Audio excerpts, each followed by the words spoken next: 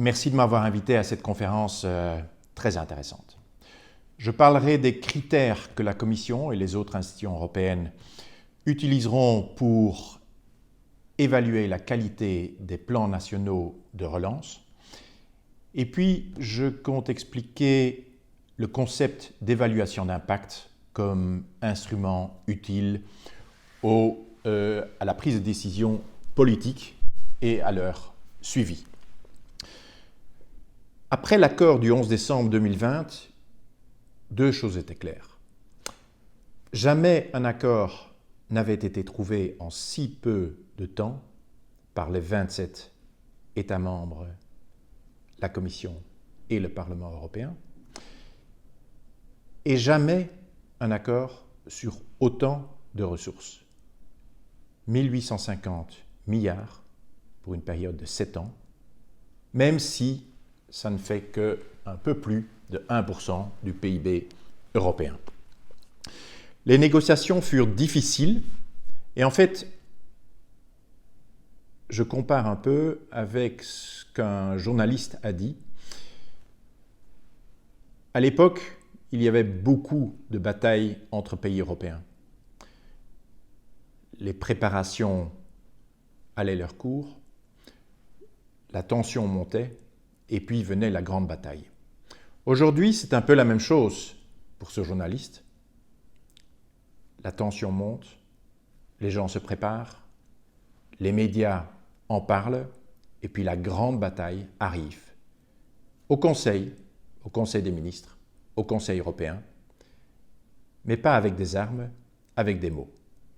En effet, ce n'était pas facile, et ce plan de relance a été négocié âprement. Alors pour mieux comprendre les critères, je pense qu'il est utile de se remettre dans le contexte de ces négociations. En fait, à cette époque, l'année dernière, la pandémie sévit, les pays sont en crise, les gouvernements sont sous une pression permanente, et la première réaction instinctive est nationale, est une réaction de repli national. Mais chacun pressent qu'il y a tout de même quelque chose à faire au niveau européen. Et on discute, les communications ne sont pas faciles, par écran interposé, moins de confidentialité, donc des négociations difficiles. Et en fait, les préoccupations des pays sont très différentes. D'une part, il y a les pays durement touchés et économiquement faibles qui demandent, qui attendent une solidarité de l'Europe. D'autre part, il y a les pays qui sont économiquement plus solides et qui sont en faveur d'une solidarité pratique. Le rapatriement des citoyens bloqués dans les pays tiers, l'accueil des malades dans des hôpitaux de pays voisins, une solidarité pratique. Faut-il aller plus loin pour ces pays? Ce n'est pas évident. Une grande initiative européenne commune, on hésite. Est-ce bien nécessaire? D'autant plus que la Commission a déjà présenté un projet de budget pour les prochaines années, un budget très coûteux pour ces pays. Lorsque la France et l'Allemagne soumettent et proposent un plan de relance européen, les positions des pays réticents bougent un tout petit peu. Mais lorsqu'il s'agit d'aider les pays qui demandent la solidarité, il y a tout de même beaucoup de questions. Faut-il aider ces pays? Comment se fait-il qu'ils n'arrivent pas à s'aider eux-mêmes? Avec quel argent? Comment rembourser? À quelles conditions?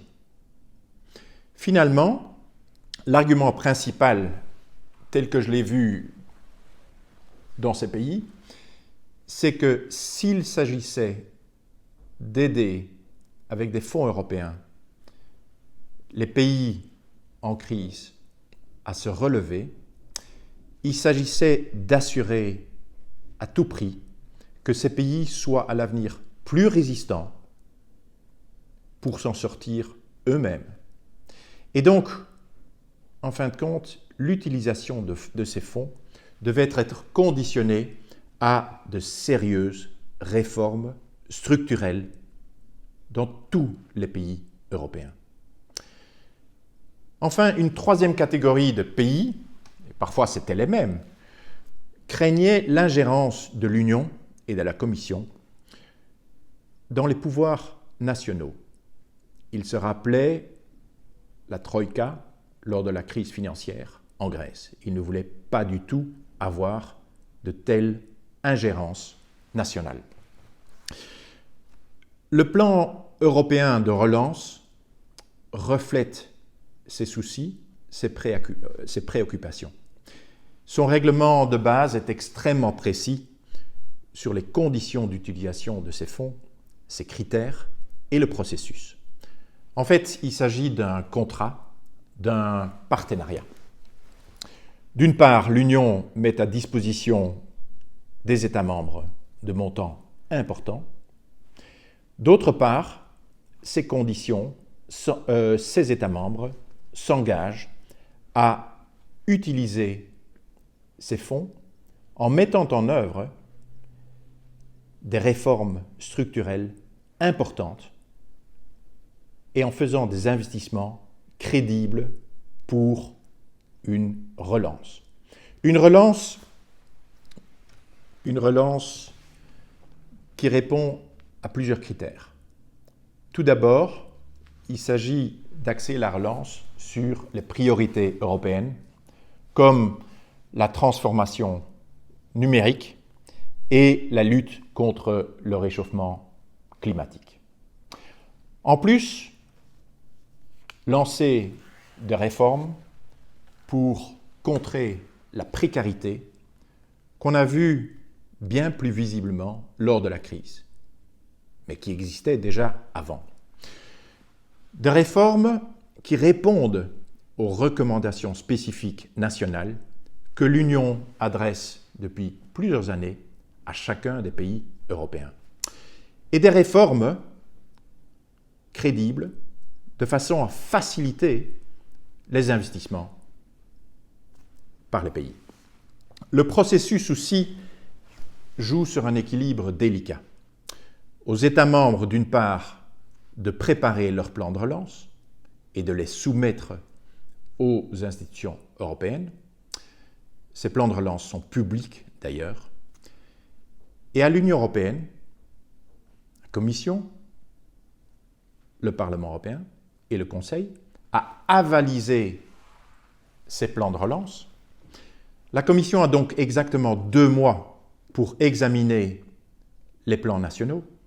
Et si ces plans sont satisfaisants, elle fera une proposition d'adoption de ces plans au Conseil des ministres européens.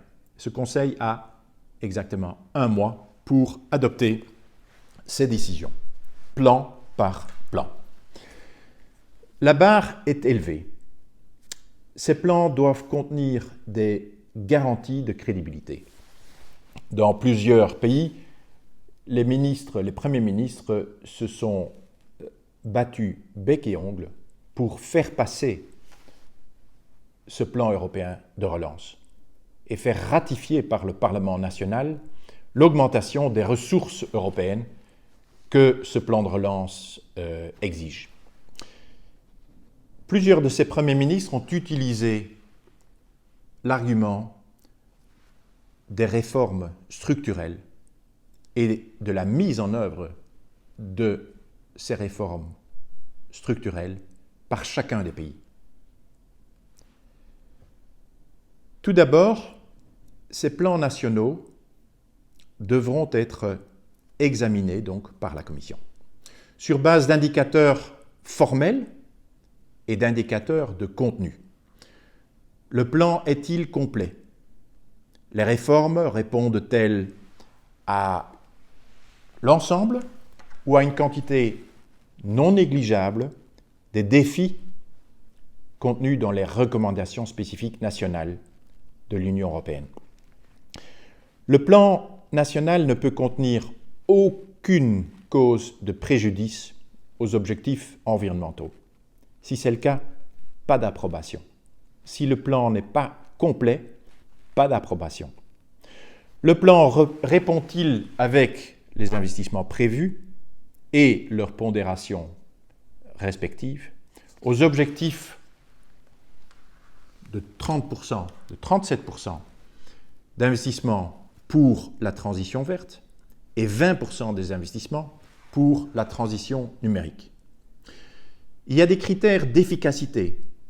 Est-ce que les dispositions prévues sont susceptibles de garantir le suivi et la mise en œuvre réelle de ce plan national, y compris le calendrier, les jalons, les étapes, les cibles prévues par chacun des pays. Des critères d'efficience. Est-ce que les réformes, les investissements, avec de l'argent public, est-ce que ces réformes, ces investissements sont plausibles, sont raisonnables? Les coûts sont-ils proportionnels? Proportionnels aux attentes économiques, aux attentes sociales? Y a-t-il un système de contrôle, d'audit de ces dépenses? Enfin, la cohérence de l'ensemble est également un critère qui amènera la Commission à approuver, à proposer l'approbation ou pas de ces plans. Le règlement contient une annexe complète de lignes directrices qui aidera la Commission à rigoureusement évaluer ces plans et de répondre aussi aux préoccupations des autres États membres. Car ceux-ci comptent bien donner leur opinion avant d'avaliser au Conseil les plans nationaux de leurs partenaires. Les Pays-Bas, par exemple, veulent voir le plan français, le plan italien, le plan espagnol. La semaine dernière, j'ai entendu des partis modérés du Parlement néerlandais s'inquiéter de certains projets de leurs partenaires visant à utiliser les fonds européens pour baisser les taxes, pour garder l'âge de la pension à 61 ans ou pour acheter des universités privées. Donc, l'approbation des plans nationaux est une étape importante, mais n'est pas la seule étape, car la mise en œuvre de ces plans sera tout aussi importante. Mis à part une avance de 13% pour ces investissements, chaque déboursement des fonds européens pour un pays sera conditionné. Si ce pays ne démontre pas qu'il a atteint toutes les cibles, toutes les étapes qu'il a mis dans son plan, la Commission ne pourra pas proposer de remboursement à ce pays. Car il en va aussi de la crédibilité de la Commission. Pour vous dire, jusqu'à présent, aucun instrument de l'Union n'a conditionné un soutien direct de l'Union à un pays, à un programme de ce pays, à l'obtention des résultats et à la mise en œuvre concrète de réformes publiques. D'ailleurs, un ou plusieurs États membres ont la possibilité de demander de saisir le Conseil européen s'il estime que l'écart entre les résultats et l'avancement du plan de relance et les attentes créées par la soumission de ce plan de relance sont trop grands. Donc, tout au long du processus, il y a des étapes, des contrôles et un système d'approbation qui vise à augmenter la confiance des pays entre eux, des institutions européennes, comme gardiennes de ce qui a été accordé. Ceci m'amène à la question des évaluations d'impact. En 2014, Jean-Claude Juncker fait campagne pour devenir président de la Commission européenne.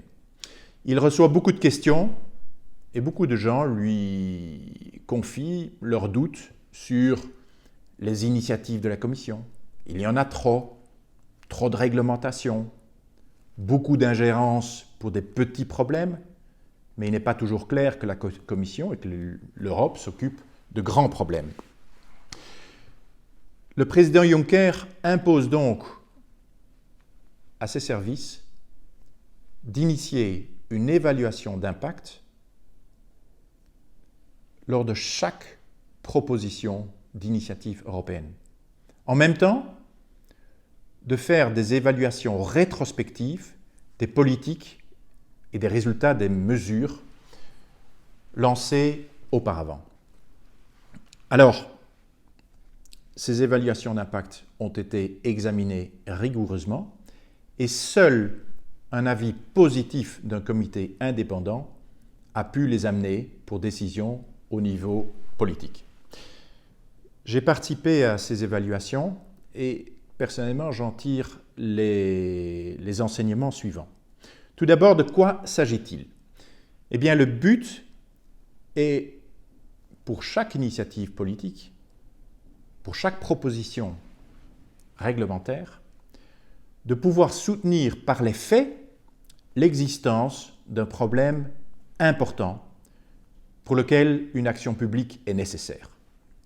En consultant, comme la Belgique l'a fait, en analysant, de façon à montrer non seulement qu'il y a un problème, que le problème est important, que le problème mérite d'être abordé par une action publique au niveau européen et pas au niveau local, national, et pour montrer aussi qu'il y a différentes alternatives pour adresser ce problème, pour lancer des politiques, des initiatives utiles aux coûts les moins élevés.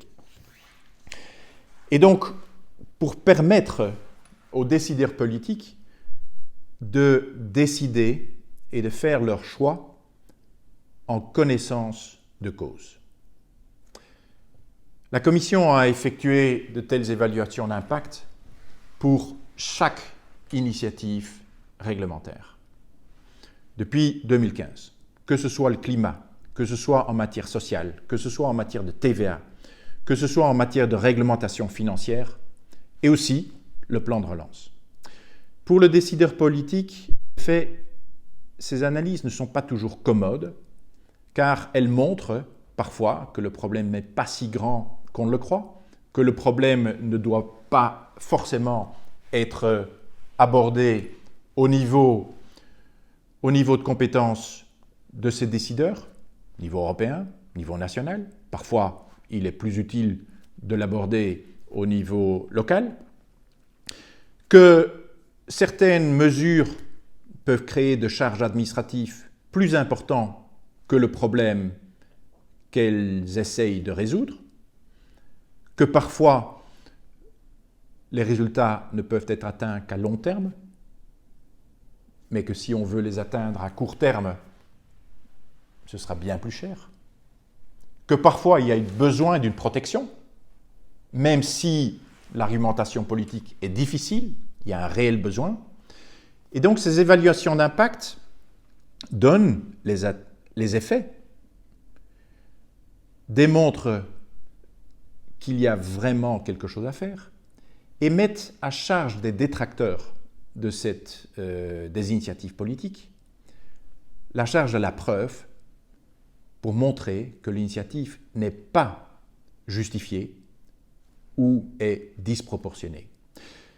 Un autre avantage d'utiliser des évaluations d'impact ou des évaluations rétrospectives, c'est que le niveau politique